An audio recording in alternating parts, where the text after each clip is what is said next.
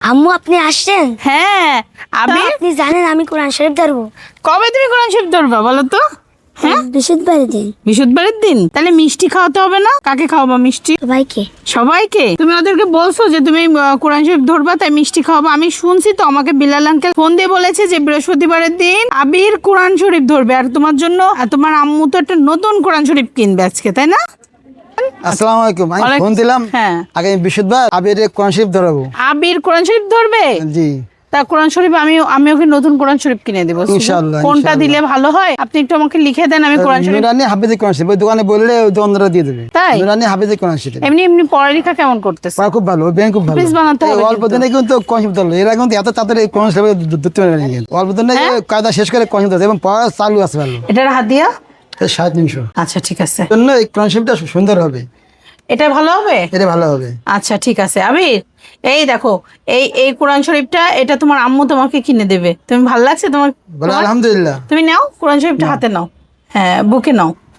হ্যাঁ। তুমি খুশি হয়েছো বাবা? জি।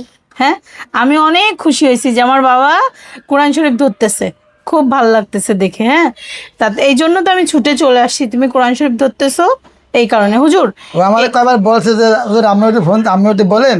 আমি বললাম, আপনি একটু ফোন দিয়ে বলেন। আমি কিন্তু নাম্বার তো আমার যায় নাই।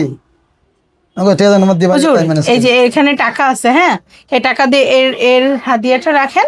আর এখানে যে ছোট বাচ্চা আছে ও কোরআন শরীফ ধরতেছে, সবাই একটু মিষ্টি টিষ্টি খাওয়াই দিয়ে, ঠিক আছে? ঠিক আছে বন্ধু। আচ্ছা। আম্মু আপনি বলছিলেন না নানার মতো হাফেজ হতে হবে? হ্যাঁ, ইনশাআল্লাহ সেরাম হাফেজ হবো। ও রে সোনা বাচ্চা, আল্লাহ তোমার সব স্বপ্ন পূরণ করুক, আর তুমি সুন্দর করে আমার আব্বুর মতো হাফেজ সাহেব তৈরি হও, ঠিক আছে?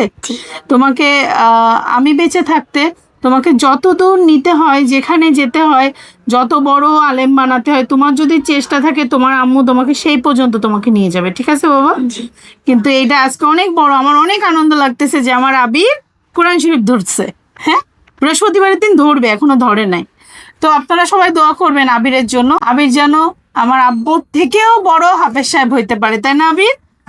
আবির আসলে লক্ষ্মী একটা ছেলে, ও আমার মনের ইচ্ছা মনের আশা পূর্ণ করতেছে, এবং সবাই বাচ্চাটার জন্য দোয়া করবেন।